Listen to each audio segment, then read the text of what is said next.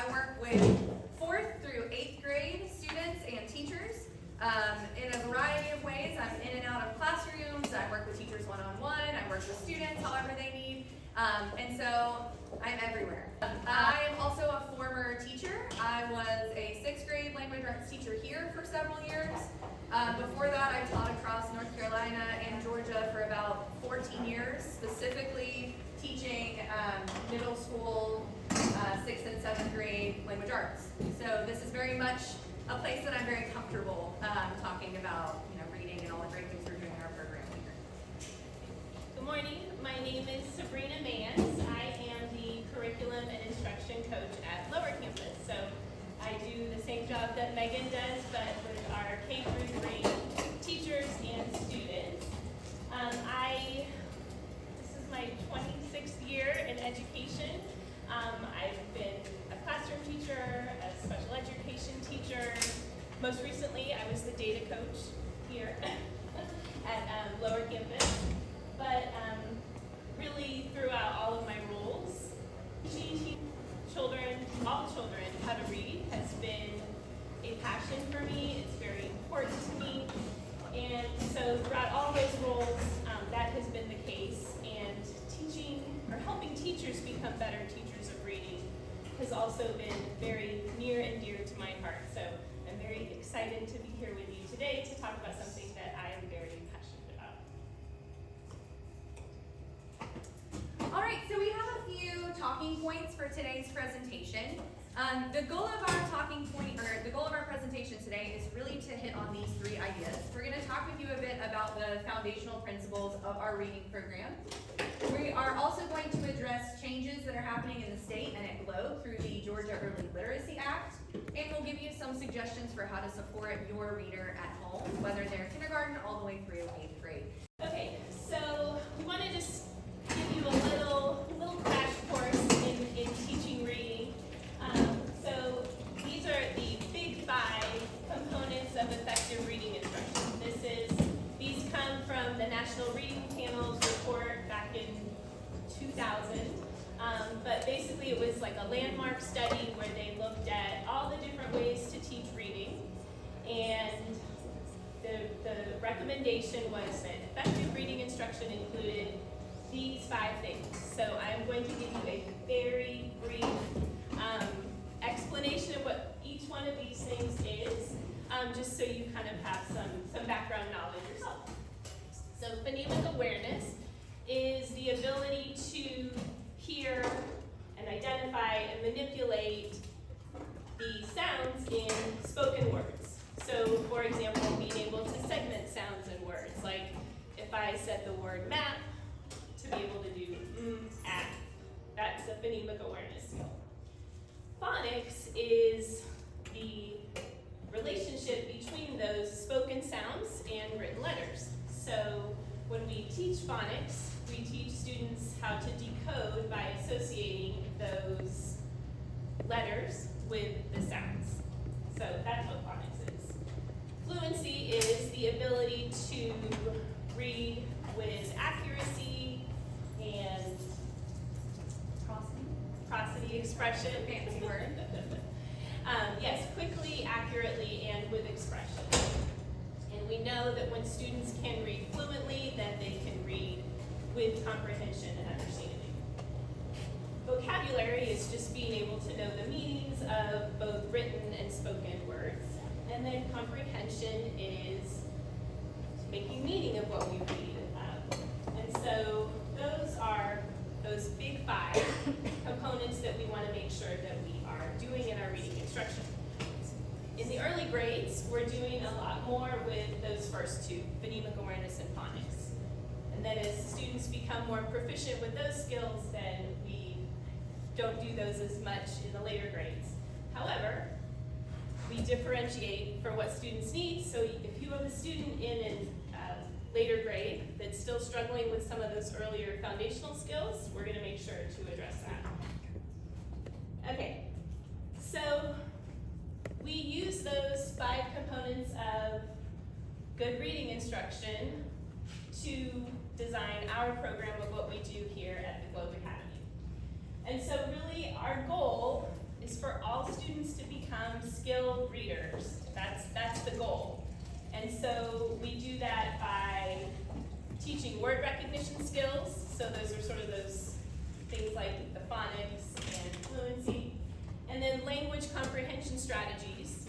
And those things all work together in a very complex process to produce skilled reading.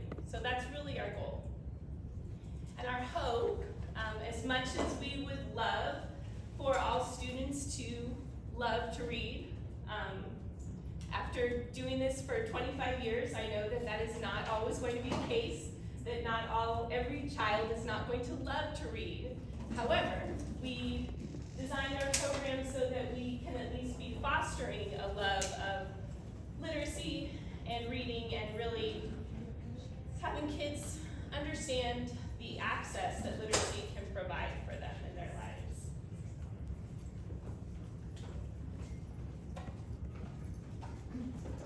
So, components of our current reading program and our curriculum, I'm going to speak to workshop model and small group, and then I'm going to pass it over to Sabrina to speak more to the K-3 phonics instruction component.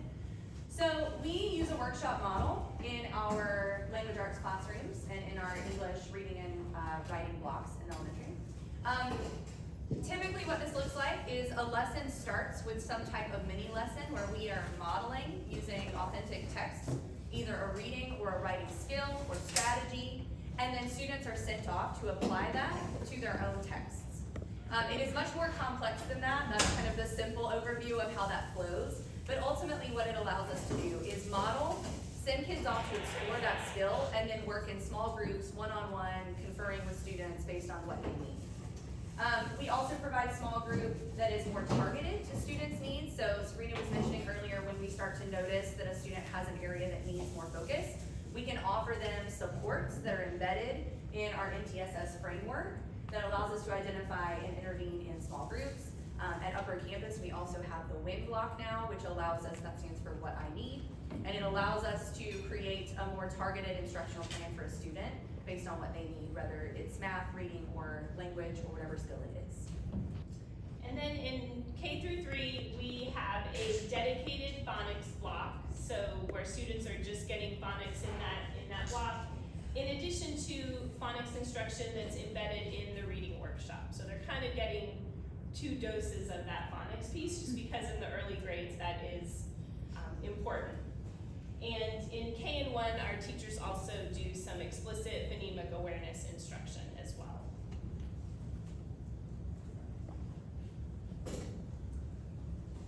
All right, so some of you might be aware of this, some of you this might be very new news for you, but there have been some pretty big shifts happening at the statewide level about how we are teaching our learners to read and how to write.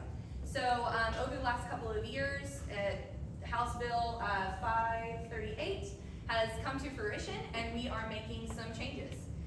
In alignment with those changes, we are going to talk to you today about reading proficiency screenings, what programs we're using and how we use that to inform our practices, what teacher trainings we are offering our teachers in alignment with Georgia's Early Literacy Act, what standardized instructional materials we will be using to accomplish those goals, as well as annual reporting and updates that will come out of this act.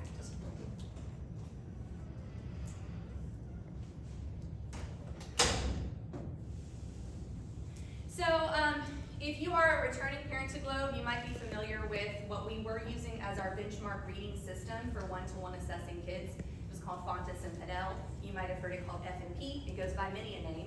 We have retired that system as of this year, and we will no longer be using Fontes and Pinnell to benchmark our readers. Instead, we will be using DIBELS 8.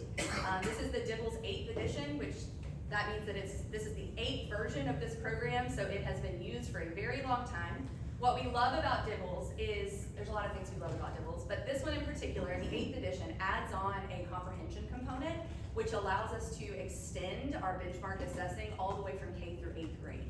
So it really allows us to get a very nuanced view of what our students are doing as readers, and we're able to meet them where they are. The DIBELS assessment actually has 3 benchmark assessments per year. The components of that benchmark depend on the student's grade.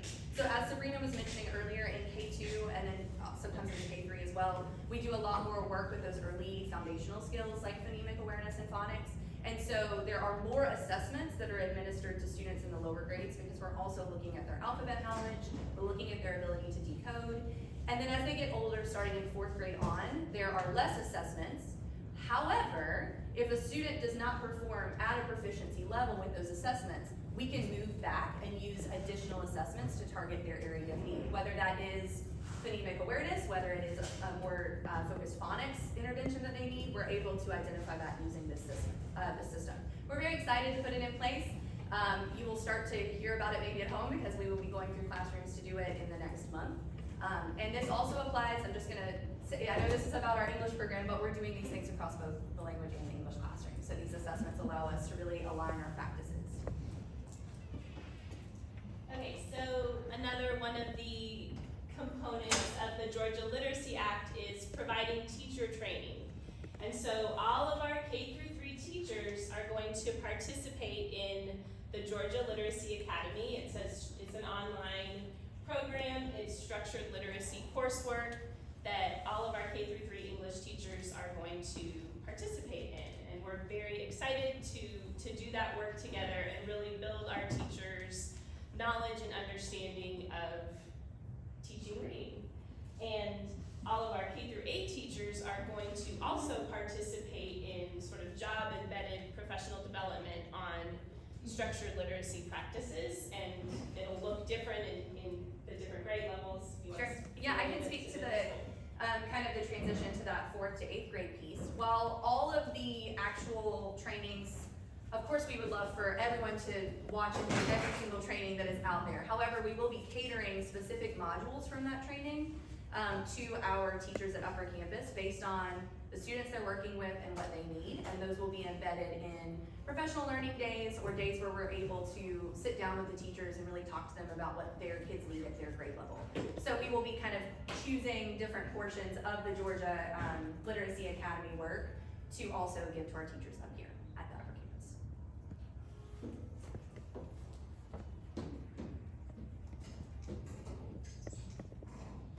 Campus. So I'm not going to read this for you, but this is kind of our formal statement on the other big shift that's happening as a result of House Bill 538, which is we are required by the state to review a list of highly qualified instructional materials and select from those. So what that means is our curriculum team sat down and reviewed the list of high quality instructional materials, which you can do here at the link.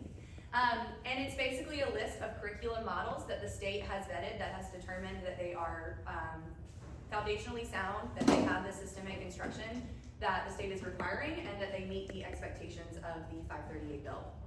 And so after sitting down and thinking about our program and our dual language model and what serves our kids best, we were able to determine that there were 3 major curriculum models that looked like it aligned with our vision as a school, and we will be piloting those this year. So what that means is, I'm going to go ahead and move to the next slide because it will make a little bit more sense when you see this one. We will be considering 3 curriculum models in this coming year. In December of this year, we will make our decision, and then in the fall of 2005, that will be the full adoption year of our new curriculum model. So the 3 that we are considering, and I know there's 5 up here, so I'll walk you through that. There's 3 major curriculum models we're looking at. We're looking at EL, which is EL education.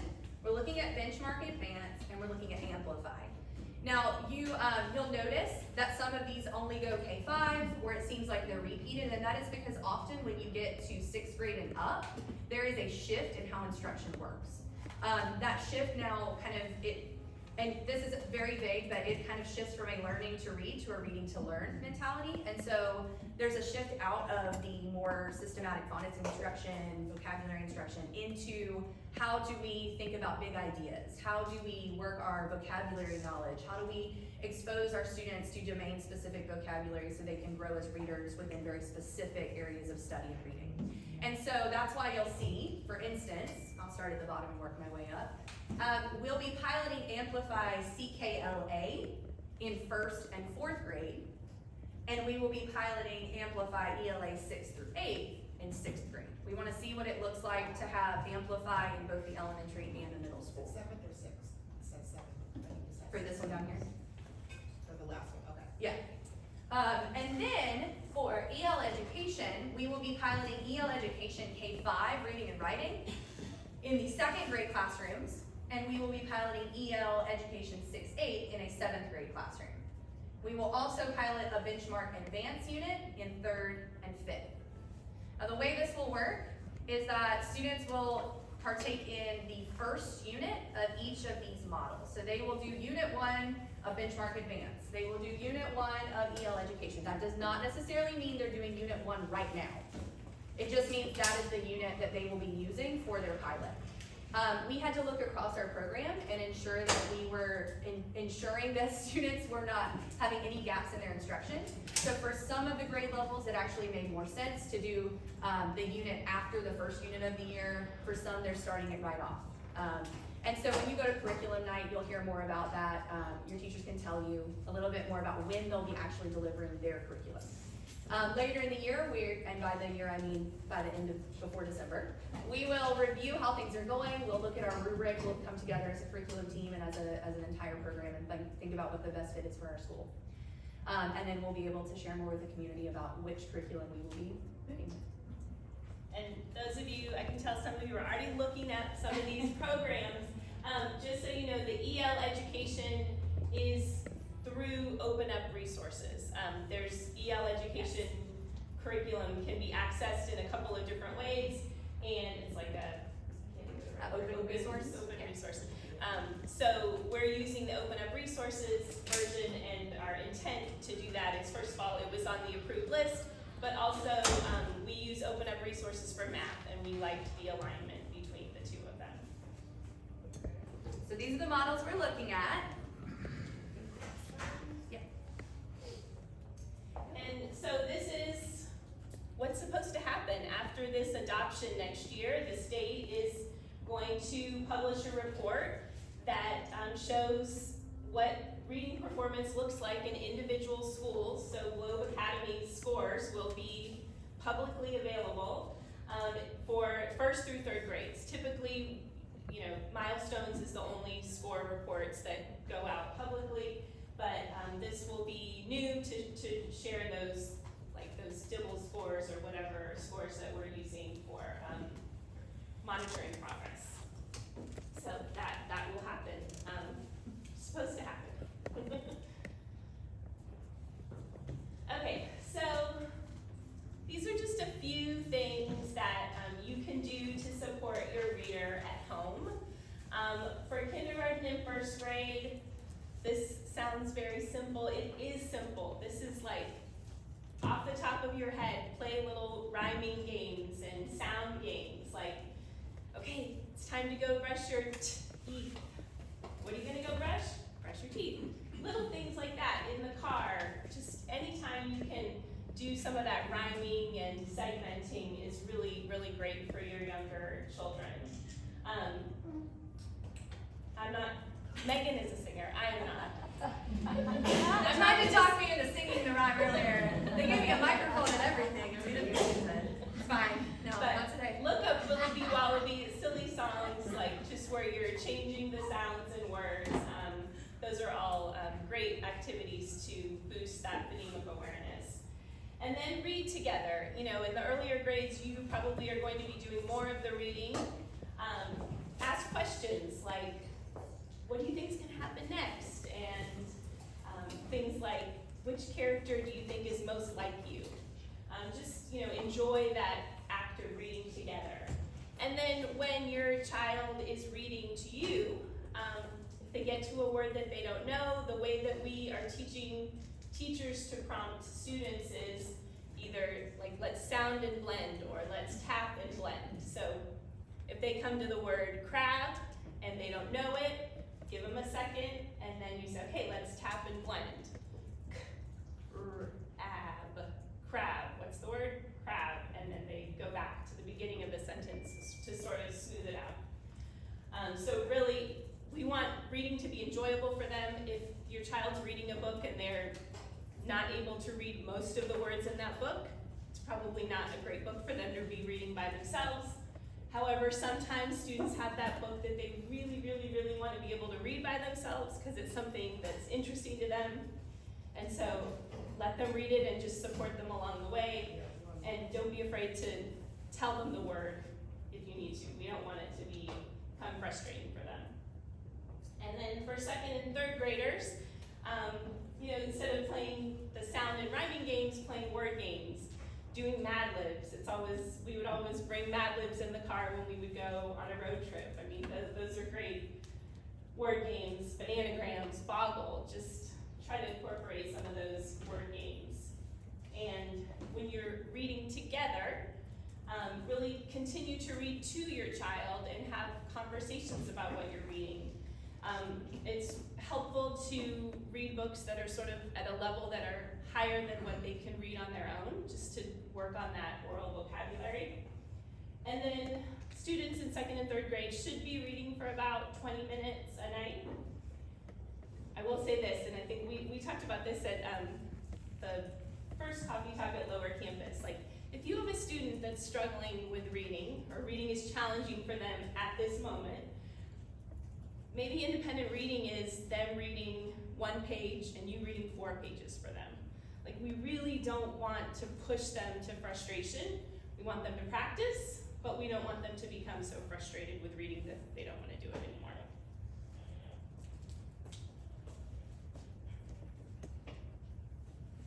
All right, and then with our older learners who move up to our upper campus here, there's a lot to be said for the social aspect of reading as kids get older.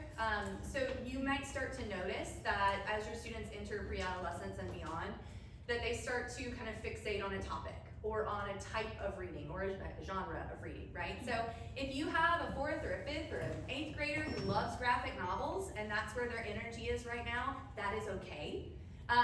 They are reading other things too, I promise. When they're going through that is not all they read all day at school. It might be what they're reading at home. It might be what they grab, when they're at the library. But in the classroom, they are being exposed to really wonderful, complex, and rich texts across a variety of genres. And so if you're worried about the fact that they come home with the graphic novels, lean into it, love on them, let them explore their interests because they're also developing their reading identity. And part of that is building their self-efficacy and their belief that they can be a reader, and that not only can they be a reader, but they can be a lifelong reader.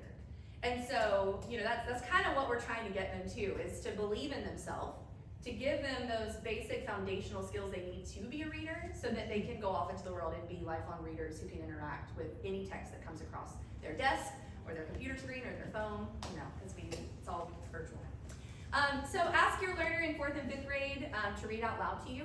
If they're more hesitant to do that, it's okay, don't push, because like I said, there is a social component to this now. They are aware of what they sound like when they read, and they start to become a little bit more hesitant. You might have a reader who's really quick to want to tell you every single thing about every book they're reading. They want to talk to you about it all day to the point that you have to tell them, hey, we're gonna put the book to the side for a little bit. But you might also have a reader who clams up and gets very nervous about reading. They don't want you to know that they're struggling. They don't want you to kind of be in on what's happening. We don't want that for your student, obviously. However, just know that that is developmentally normally happens because there is a social component to this. So our job at school is to continue to give them those foundational skills so they can work through some of those things. And your job is just to show up for them, read with them. I love the idea, especially as they move into middle school, of partner reading a book with your learner. If your student is reading a book, read it too. Talk to them about it. Make it something you do together. And when they see you reading, they're more likely to see it as something that people just do. Like I said, lean into those interests. Audiobooks are fine. I think sometimes audiobooks get a bad rap because we think that it's doing the reading for them.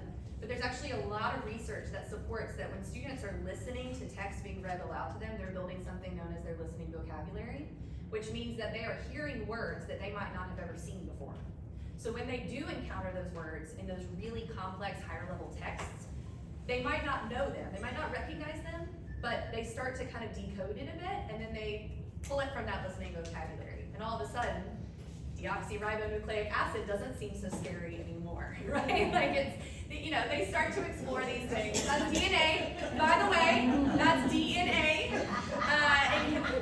Yep, that was I'm just showing off for them. That was my You're welcome. I didn't get on the mic to sing early, but I will say that whole long word. So, speaking of big long words, this is also an important talking point when it comes to your older readers. That shift does occur out of that early foundational work that they're doing as readers. And so as they get older, one of the big things that we're doing is exposing them to very domain-specific vocabulary. What that means is, in the science classroom, they're reading rich science texts. In the social studies classroom, they're interacting with primary sources. And the more they do this, reading kind of becomes something they're doing across all subject areas. It's no longer a reading class, it's now reading is something we do in all areas. It's gonna get a little loud here in just a second, So, with that being said, don't be afraid to read more complex texts. Don't shy away from conversations where you're using that rich domain-specific vocabulary. It's really fun to work with your kids as they get older. We call them multisyllabic words, and all that means is that it's a word that has multiple syllables in it. So teaching them how to approach those words in a way where they first chop the syllables, and then they're able to combine them back together. That's something we work with our older kids up here if they're struggling with that decoding work. So let me see if I missed it. Oh yeah, middle schoolers are allowed to read graphic novels too. In case I didn't say that earlier. I know we have some middle school parents here. I recognize some of you. So yeah, it's all about creating a safe space for them to explore the skills that we are embedding in our practices here for them every day. And there are some really great graphic novels out there, Really? high quality stuff.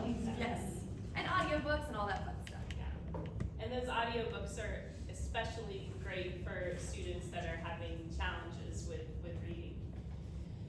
So we're gonna just end with a very quick snapshot of, and it's hard to see, I know, I'll tell you what it says up here. This is our school-wide reading performance from spring of this past spring. We had 68% of our students were at or above the 60th percentile on the reading map. So we are always striving to do better, and we're very excited about the work that we're going to be doing this year to move us along. But you know, it's also not too shabby either where we are. So yeah, I think we are sort of at the end of what we wanted to share with you. I'm sure you have questions, and for some of those questions we might say let's talk one-on-one, or we might just send you to another coffee talk. But let's go ahead and open up our questions.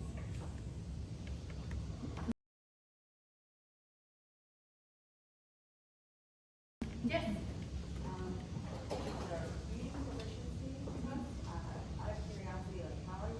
What that kind of looks like, and then how you get that information back from those tests. So it kind of depends on the grade level. I can speak to upper campus. With our 4th and 5th grade students, every student will have a one-to-one oral reading fluency assessment straight with an actual trained person in that system. So they will read aloud, the person recording that information will mark it, and then we will be able to give a score. It actually pushes out a couple of different scores that we're able to take and look at and analyze. And then they have an individual, it's called a maze assessment, where they, that's the comprehension component, and it gives you kind of a score based on their ability to comprehend a text without any influence from the result. They read it independently inside their own head. So those happen in the classroom. They're gonna be happening over the next 3 to 4 weeks. We're also doing them in the language classrooms because we wanna make sure that what we're doing in our English classrooms, we're matching in our language classrooms. So as we move through that and start analyzing the data, we have not created a calendar for sending out that information to stakeholders yet. That's a great question about when that will be communicated out to parents and guardians. So I will make a note of that. I can't give you a date at this time about how it will be sent out. If for some reason you don't get it by conference time, that would be a great time to ask a little bit more information about how your student did on the DIPL scores. MAP is also a universal screener, which we have been giving, and we're wrapping up that now. So we do a reading map at the beginning of the year and at the end of the year, and we also do language at the beginning of the year. Sorry, I said that wrong. Reading at the beginning, middle, and end, language at the beginning and end. And when I say language, I mean English language. And so that data does get pushed out to parents. If you're a returning parent, you get it in an email. Do we have the date for when MAP? Yeah, We were trying to figure that out earlier and couldn't quite share out that information about DIPL's results so that you're aware of where your student is. So what's the, for K through 5, what's the process? Sorry. What's the process for K through 5? Oh, and then, so that was 4th and 5th, and then the reason I'm only saying 4th and 5th is because not every 6th through 8th grade student does the DIPL's assessments.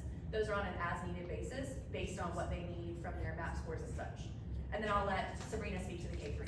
So very similar to what's happening in 4-5 for the K through 3 classes. We have sort of a literacy team that's going into each classroom and working with the teacher. Everybody's been trained and we're going in with the teacher and the TA and administering those one-on-one assessments. So they are happening one-on-one. One of the great things about DIPL's is that it's a very quick assessment, and so we're hoping to get that information very quickly because we want to be able to start addressing the needs of your children. So that's same sort of process is happening at Lower Campus, and then again, we will definitely be communicating those scores with you, just not sure of the time frame yet. Go ahead. Who are the people that we need to speak with to get the results of these tests and we want more in-depth information about what it means and what's going on with our individual student, aside from the teacher? Who are the data coaches for Upper and Lower Campus? Who are the people that can give us that explanation or information? Sure, so, Erin Meyer is the data coach. Mayor, sorry. We have a Meyer and a Mayor. Sorry, I did Erin have Mayer. a lot of interference going on out of there too. So, Erin is the person at Upper Campus, the data coach, and Joel Atchison is the data coach at Lower Campus. So you are absolutely right, those are the best people to connect with to get more detailed information. And, you know, our goal is to identify the students that need additional support on both ends, right? Students that need to be Is the data coach a person that can coordinate additional support for students that have an issue with some subject? Yes, and really, but that's also part of like a team process, and that the MTSS, I don't know, do we have a date for the MTSS Coffee Talk yet? Anyway, we will have, I'm guessing we'll have an MTSS Coffee Talk, and they will talk a little bit more about those processes, about identifying who needs support and how we're gonna get that For support. anyone who's unfamiliar with MTSS, Sorry. I know in education we speak in a lot of acronyms. So MTSS it's a multi-tiered system of supports. I was gonna say student supports, I always accidentally put. So basically it's our way of identifying a student need and then specifically providing monitored interventions for their need. So you might hear words tossed around like tier 2 interventions or tier 3 interventions. That all ties into the work that Atchison and Mayer, it sounds like y'all wrote a book, Atchison, will be delivering at their coffee talk, but also they're the ones who you would get on a call with and you would say, you know, this is an area of concern. What's gonna be our intervention protocol? How often will we be monitoring that? And they can provide more on what that looks like, should you need to take those steps. And also, teachers can refer students for these needs too, so it could very well be that the teachers give these assessments, identify an area of need, go ahead and start providing interventions. We are always differentiating and intervening when needed. So it does not necessarily only happen once NTSS gets involved. We are always looking to provide interventions as needed. And just another plug for like we've chosen these specific assessments because we feel like they're gonna give us more targeted information than we've had in the past. So that's sort of, that's one of the intents behind using those assessments. Go ahead. With the DIPL's assessment, in the early literacy side, specifically K through 1, let's say a student is red flag, will progress monitoring be happening, or does that fall on the intervention side? I know progress monitoring normally happens within 2 weeks. Every 2 weeks a child is progress monitored. Will the parents be informed if their child is red flag, or is that something that would happen in-house just to monitor their growth, and then the overall growth would be given to the parent? And one more question, because I know everyone has a question. You said that the DIPL's assessment will be across all language tracks, so like French and Mandarin, they will be tested in those, or am I Not misunderstanding that? Okay. So French and Spanish are going going to do the language equivalent of the DIBELS. Mandarin, because it's a character-based system and it works differently, reading works differently, we're not using those assessments. But then your first part of the question, so if your student is sort of shows up in that higher risk category, yes, we are going to communicate that with parents. That does not necessarily mean that your child will be in a tier 2 intervention. But certainly that's when we as a team are gonna work together to see, okay, what are we gonna do? Are we going to adjust our classroom instruction to, because we're looking for trends too, right? Are all students struggling in this area? Then what are we gonna do for all of our students? And then we'll sort of make plans to see whether we need to. I guess my question Oh, was, sorry. no, you're answering it great, thank you. You have a literacy team that's going around right now to assess the entire school, which is a massive feat. Thank you for that. But in the event someone is red flagged, will that literacy team then go out to do the progress monitoring, or is that done by the classroom teacher? It will probably be the classroom teacher, we have EIP teachers, we have many people involved in that, but it might not necessarily be that literacy team that's involved. And it doesn't necessarily mean we're gonna go straight to progress monitoring every 2 weeks. No, sure. Yeah. Does that answer? I think so. Okay. Yeah, and You can depending follow on the up. student's need, if this is a student who, for instance, has an individualized education plan, that might be something that the case manager would be doing a lot of that work with them. So it kind of depends on the kid and what it, That's why I said K through 1, because the growth Yeah. happens so quickly Right. in that grade, and not necessarily a child who Right. will Yes. fall under those At- lines. yes. But progress wise, they grow Right. so quickly, so just monitoring that and knowing that. yes, great question. And then Thank if you are the parent of a kindergartner or first grader, when we do, one of the sub-tests that we do, the DIBELS sub-test is called phoneme segmentation fluency, and that's the one where kids are segmenting the sounds in individual words. Many students have not done that before, they're not familiar with that, and so they might score poorly on that, but with a little bit of instruction, then they're gonna have it the next time, so don't be alarmed. Go ahead. In K through 3, what's the trusted resource that parents can, I guess, review at home for these tap and blend and sound and blend and stretch? I'm like, I love getting those Yeah. emails saying what the children are doing, but I have no idea what that means for me as a parent. I'm like, Yes. cool.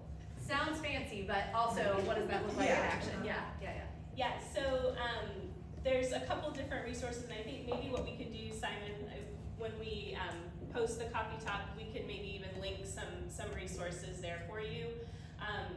That we are encouraging our teachers in K through 3 to send parents to the Foundation's online resources, because that's the program that we're currently using to teach phonics. So we want to align what you're doing at home with what we're doing at school. So, but we can definitely put you in contact with some good resources. The models that you're piloting, can you talk a little bit about what is included in the rubric, like what types of things you're evaluating with the different models that you're piloting? So we're using the same rubric essentially that the state would be using. So the models have already technically gone through the rubric that the state released. What we're looking at this point will be ease of use, so the ability of our teachers to actually put the program into action. We'll be looking, I was just meeting with some classroom teachers the other day and talking about how is it received by students. You know, what is the reception when you introduce the topics of the units. The different programs they're not incredibly different, but they are different. Amplify is a little bit more, what would you say? Like it's a little bit, yeah, it's a little bit more structured. Benchmark is more focused on like a knowledge-based approach, so it's more focused on big ideas, and then you explore multiple genres about that idea. And then EL is, make sure of the two, what do you say? It's also knowledge-based, but Yeah. regardless, we'll be looking at ease of use, we'll be looking at teacher perception of the units. We're also going to look at, potentially what happens with our data from fall to winter as well, because they will have had this unit in each grade level during the first semester of the school year. And then part of this we'll be meeting a lot with our director to talk about kind of other elements that might need to be reviewed to determine which one is best. And there is a piece to this that we have to address. Some of these programs are ridiculously expensive. And so it is a huge financial undertaking to buy into a new curriculum model. And so that is an element. I hate to say it, but unfortunately it does play a part in the decision that we'll have to make as well. Sabrina and I are still building the finalized rubric of very specific things we'll be looking for. We can rest assured that the state has vetted it for the specific components of the House bill. What we're looking at is more so what does it look now in our house and how can we use it? Does that answer your question? Yeah. Okay, great. Go ahead. Go ahead. Thank you for doing all this tremendous amount of work. You mentioned Dibbles for middle school. Yes. And you said some students are Correct. doing it, others are not. Correct. Could you elaborate on that process? Absolutely. And in particular, how does that go with the model that we are reaching every student at their Sure. level? So we're going to refer in the middle school to map testing as the first kind of stage of universal screening of how students are doing with reading. So right now we're reviewing the map data for the reading assessment in middle school. We're gonna look across that and that's gonna be the first kind of indicator, okay, this student seems to need more intentional support. And so then we're going to go and administer to them the oral reading fluency in the maze, which is what they would get in 4th and 5th grade. That will then give us a little bit more information about, okay, if they're struggling with this big picture map assessment comprehension component, where are we falling short? And then from there, continue to back up until we're able to identify an area of need. Now, the reason we can't assess every single student using the DIBBLE system is because it is over, how many students in middle school? 6th grade is 300. It's over 300 students and it's going to take a lot of person power just to get through the elementary classrooms. And it's also, it's not typical to necessarily assess every middle schooler using the DIBBLE system.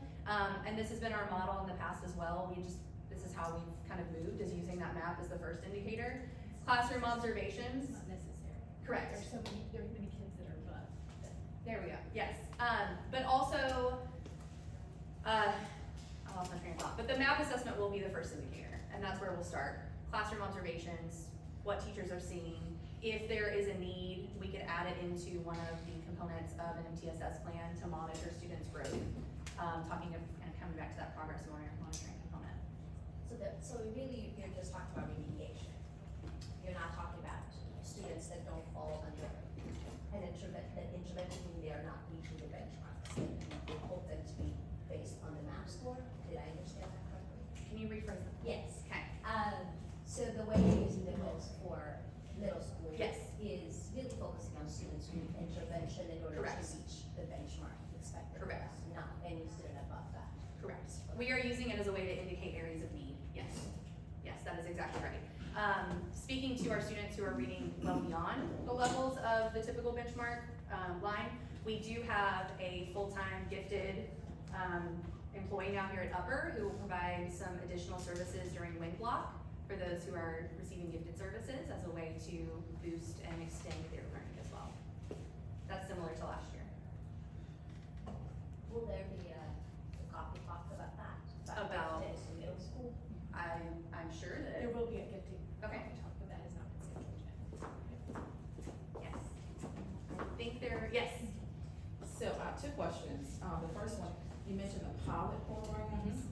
How will those be integrated into the school year? I know they have the map, the milestones, the pilots. So how will those be scheduled so it's not this kind of testing overload? Right, yeah, so MAP has already happened, it's done. Dibbles is such a short interruption because of the fact that we are intentional about creating a team to do it. It should not interrupt instruction for more than 2 to 3 days. And then it's done. And then we do it again in the winter with our team again. So the actual piloting program, depending on which curriculum model we're looking at, those units range from 4 to 6 weeks of instruction. In our elementary, because we have the AB day model, it also sometimes feels a little bit longer than it would be in a different program that didn't have the language component. So, for example, in fifth grade typically starts their year with fiction, narrative writing. The unit that we're piloting from their program is very nonfiction heavy. It's still multi-genre, multimodal, but it makes more sense for them to do it as the second unit of the year. So they will they'll start the year the way that they would have always started the year. Their assessments are kind of wrapped up. They'll move into unit 1 of workshop. They'll do unit 1 of I believe for that group it is benchmark. And then they will continue with the workshop program from there. And Sabrina and I will be working very closely with teachers. We've already looked at some standards alignment, making sure that we're still hitting every standard, making sure there's no loss of instruction due to that shift. If anything, after looking through all of these programs, if anything, I think kids are gonna get double doses of a lot of things this year, which is a great thing, right? So if anything, they'll get more than they need rather than just what they need. And that's kind of, we're actually kind of excited about that component because each of these units really does hit a lot of information, a lot of standards. So I think it'll work out really well. And And then our question teachers two. are really excited about it. They're really excited. It's what we've set them up. We've met with most of the teachers at this point. Some of them already have their materials ready to go on Monday. So they're very excited. They're very eager to try out a new program. Very positive outlooks on this whole process. Sabrina and I are super excited to hit the ground running with it and start thinking about these changes and what they look like for our community. But you had a second part. Yeah, second question before I forget. Sure. So, that was great, so thanks for that. So with the map testing, and this is just out of curiosity, so they've already, I think, completed it last week, and so I'm taking it this week. And of course, we have the summer slides, Yes. so let's see if they have the summer slide. Do you reevaluate at what point for the next map assessment, because the scores that may come down may of course kind of correlate to the summer? How does that balance with what they're working on, or if you reassess them and determine they need to be working on something differently from the scores they received the earlier part of the year? Want to take that? I think if I'm understanding your question, so really, we use the map that, we get somewhat of a breakdown of where the areas of strength and need are. And we will use those other assessments to really figure out where a student is at. And like I was saying, in the example of like some of those subtests, they just need some review and practice, and then they're on their way. So I guess what you're saying is like they might have regressed a little bit, but then they're back and up to where they were maybe in the spring. Is that kind of? Yeah, so in essence, like if they started map testing a week or two ago, they're just back in school, they're right now focusing on learning the norms of the classroom, Yeah. so the test now really is a summer break, I mean, in essence. So those scores may be, of course, lower, Yeah. and then, of course, once the kids are getting more instruction on a daily Yeah. basis, in 2 or 3 months, that would be a completely different Right. child and what they've learned. So are we working on the new results? That would be, let's just say, in 2 or 3 months versus what they come in with in August, which of course is not gonna be probably a true reflection of what they've learned since they haven't been in school for the I summer. see, yes. So our teachers right now, depending on if they finish the test or not, are looking at those data points from this month's map assessments to make a plan for support leading up to the winter map.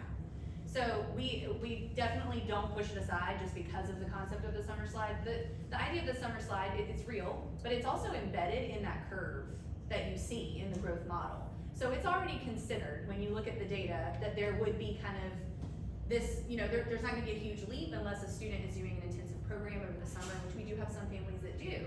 So then you will see that major growth, right? So we use the current map assessments to inform instruction all the way up until winter. Now, if we were working with a student and we notice like, hey, I think it was a bad testing day for them. They are way better at this particular skill than that first test indicated, then of course, they're gonna move past that more intensive work and move to the next area. So we don't have to decide, but we also recognize that when you come out of summer, it is hard to sit for a test. And so we keep that in mind, yes. I hope that kind of got It did, okay, thank you. Great. Thank you, we're next, and then we'll come to you. Just kind of piggybacking off of, Addie, Kelsey, when can the parents look forward to receiving the math results that latest? September 6th. I got the date this time, I wrote it down while we were having, so September 6th is when map reports will go home to everyone, to the Grove Nice And City. it's electronically, It I'm is. assuming? Yep. At Upper Campus, if we are continuing the model we used last year, Upper Campus parents will receive a folder, it's a Google folder, and that will actually include all of the data, all of the reports that you've had historically starting last year. We're not retroactively going back and putting all the stuff in there, but, so if you get an email in the upper grades, if you're an Upper Campus parent, you get an email that says your MAP scores are posted, we're referring to that folder. So you would go find that folder. If you can't find that folder, email the homeroom teacher, they'll be able to help you out. If you're at an elementary, if you're at lower campus, you will get that as an email from Ms. Blunt. No, the classroom.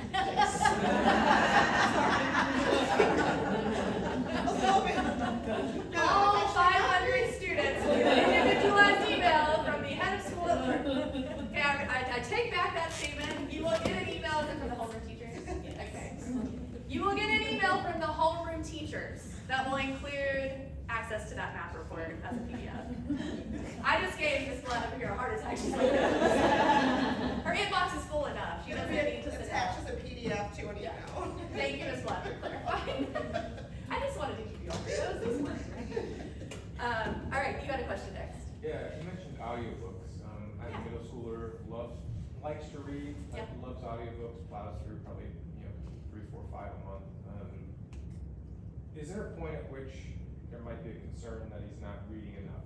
Or he's, like you said, he maybe doesn't love reading, but loves to hear being read. So is there a point at which you say like, hey, how about we read a little more, or is that even not a concern? I think when it comes, so that's gonna be individualized to your learner, right? However, as someone who's worked with a lot of middle schoolers, I can tell you that if the scores on the standardized assessments are staying where they need to be, right? If they're comprehending text at the level they need to be comprehending to be successful in the academics, right? If they are completing writing tasks and writing well, right? If they're meeting all of those very typical marks, I say lean into what they love. And the reason I say that is because if it's not affecting what's happening in the classroom, then they're clearly getting what they need in the classroom. And it's complicated. I know after working with a lot of middle schoolers, it is very complicated to figure out where that, if you ever need to reach out to me, I'm happy to chat about it. If you feel like it gets to be to a point where you want more advice. Yeah, happy to talk. How are you linking the reading with the writing portion? Because what I've noticed is that some kids might be very advanced in reading skills, but then when it comes to writing, they are not. Right. There's that mismatch. Nope. So how are you addressing that? And I'm particularly concerned for the grades after third grade. Yeah. When they are not receiving that phonetics and phonics. Right. So how are you planning to address that, especially for the kids who are transitioning from the lower campus that come from being instructed with the writing workshop? Right. Yeah, so we'll use a 4th grader as an example for this year. So they will come out of writing workshop and reading workshop from last year into writing and reading workshop this year. That 4th grader is also going to be part of the pilot for Amplify, and Amplify, their units are actually, it's all one big unit. So reading and writing isn't taught separately. It's all very cyclical and recursive, and there's a lot of, you write, and then you read, and then you write again, and you read again, so it's a little bit more embedded. And what I would say is writing is a more advanced skill, because it requires students to not only decode, but to then encode and put it on paper. So it is a little bit more complicated. I would say reach out to the teacher directly, share your concerns, and see what they think would be a best fit for helping the student through that. And then if one of us needs to get involved beyond that to support, we will absolutely do so. Yeah, that would be my best answer for now. So you said that there will be 3 projects for this common concerns, right? So when you make a decision in December, you usually know like what the numbers look like, what you base your decision on. Also the financial aspect of it will come into play. Will that be the reference, the answer of this? So will that be something that you be explaining to the parents why you chose that? Yes. I mean, we haven't. His question was, when we get to the point where we're ready to make a decision, how will the decision and the parameters we use to make that decision be shared out to the community at large? Can I just interrupt you for 1 second? I have to say that we'll probably be a little bit mindful and careful with the feedback given to the committee from the classroom teachers, just because you know, it's gonna be kind of hard to not divulge who said what about the curriculum, so that piece probably won't be a part of it, but go ahead. Yeah, so there'll be something sent out to all the parents explaining, this is who we went with, this is why, here are the top 3 or 4 reasons that made this the best curriculum to fit both in our vision and our mission. So that's what will be sent out. When do we foresee that messaging going out? Most likely in, yeah. Is there a sister school that you guys? What do you mean by that? A similar charter with immersion or another charter that's similar, instead of statewide comparison, right? Right. There is one other school that is public, that is like us in Georgia, and is Sandra still in here? Yep. Sandra, do you wanna speak to that? Sure. We collaborate often with other dual language immersion schools. However, we have not found a program that is comparable to Globe Success.